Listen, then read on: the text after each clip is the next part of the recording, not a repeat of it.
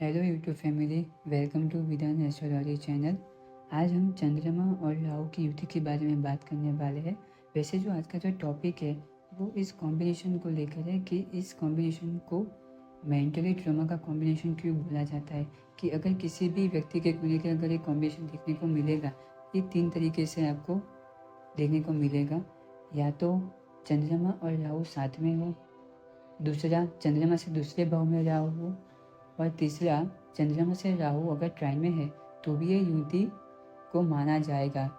Consider करा जाएगा ये चंद्रमा राहु की युति उस व्यक्ति के अंदर है। अब इसको मेंटली ट्रॉमा पहले तो क्यों बोला जाता है, पहले हम इस पे बात करते हैं कि चंद्रमा आपका मन है और आपके मन के जो विचारों की जो तरंग है, यानी उसकी जो एक लेवल है, वो हमेशा कभी अप जाएगा कभी डाउन जाएगा, और आपको ही नहीं पता चलेगा कि आप कौन से विचारों में खोए हुए हो या कौन से विचारों को आप एक्सप्रेस करना चाहते हो। क्योंकि चंद्रमा आपके मन में उत्पन्न होने वाले विचार है, और मन पर जब राहु कनेक्ट होता है तो आप उस पर कंट्रोल करना थोड़ा मुश्किल हो जाता है। क्योंकि राहु किसी भी ग्रह के साथ जब भी जुड़ता है तो वो उस ग्रह के जो कारक है वो उसको टाइम मल्टीप्लाई कर देता है। क्योंकि राहु का जो मेन वर्किंग पैटर्न है वो हो किसी भी चीज़ को एक्सपांड करने का, यानी उसको वो चीज़ को बढ़ा देता है। और वो जब भी चंद्रमा के साथ जुड़ेगा तो वो आपके मन के विचारों की जो क्षमता है उसको वो बढ़ा देगा, कि जिससे ये एक ओवर थिंकिंग का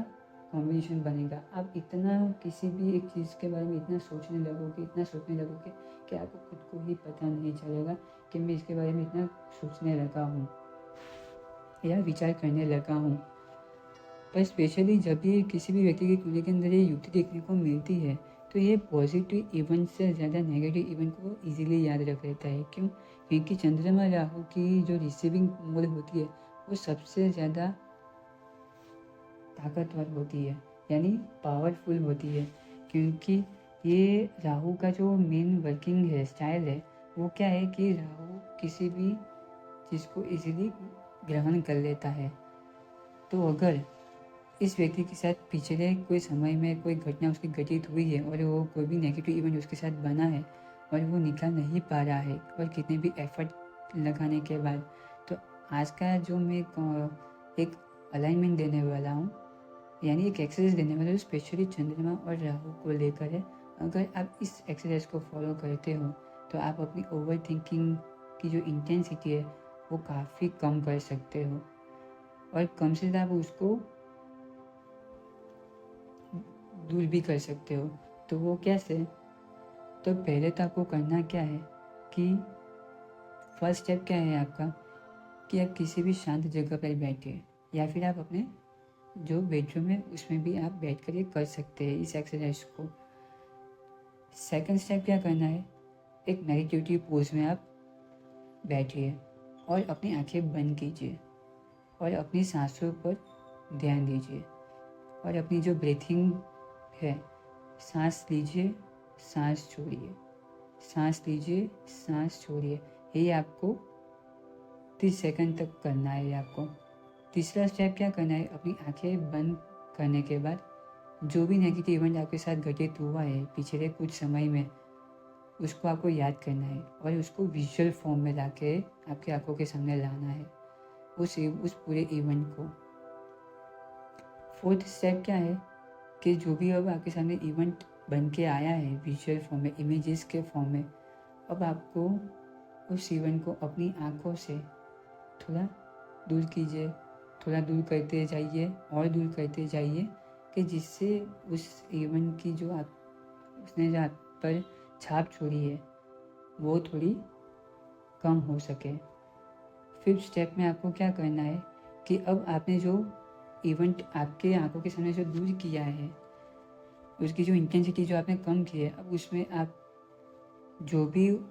उसमें इवेंट में जो भी कैरेक्टर्स है कि जो भी व्यक्ति है जिसने आपको बोला था, जिसने आपको कुछ ऐसे शब्द बोले थे जो आपको पसंद नहीं आए थे, या फिर आपकी इंसल्ट की थी, या फिर आपकी सेल्फ एस्टीम को ठेस पहुंचाया था, तो वो उसको सब याद कीजिए और उस शब्द की वॉल्यूम की जो है इंटेंसिटी है वो भी कम कर दीजिए, उसकी भी वॉल्यूम रिड्यूस कीजिए कि जिससे वो शब्द आपको अब सुनने में कम हो जाएंगे और वो भी आपको याद आने नहीं लगेंगे। और लास्ट स्टेप है वो क्या करना है आपको कि जो भी इवेंट अब आपके साथ जो दूर हो चुका है, जो नेगेटिव फॉर्म में आपके साथ घटित हुआ था, अब उस पर आपको ब्लैक एंड वाइट का जो मिक्सचर है, जो कॉम्बिनेशन है, जो कलर है, वो उस पर आपको विजुअली उस पर अपने हाथ से पेंट करना है, यानी उस पर कलर लगाना है ब्लैक एंड वाइट का, जिससे आपको देखेगा कि वो इवेंट टोटली गायब हो चुका है। अब वो आपको परेशान नहीं करने वाला है और उससे जो भी आपको पेन मिल रहा था, अब उसमें आपको एक रिलीफ मिलनी शुरू होगी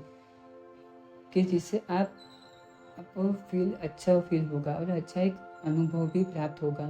क्योंकि अब आप उसको बार बार याद नहीं करोगे और जब भी याद आएगा तो ये इवेंट यानी ये एक्सरसाइज आपको हेल्प करेगी उस इवेंट को भुलाने के लिए। तो आप समझ गए होंगे कि आपको अब कैसे इस कॉम्बिनेशन को हैंडल करना है कि अगर ये युति किसी भी व्यक्ति के अंदर है तो वो ये एक्सरसाइज अगर करता है तो उसको वो डेली फॉर्म में डेली बेसिस पे अगर करता है तो उसको लगेगा कि रियली में ये बहुत ही हेल्पफुल है उसके नेगेटिव इवेंट को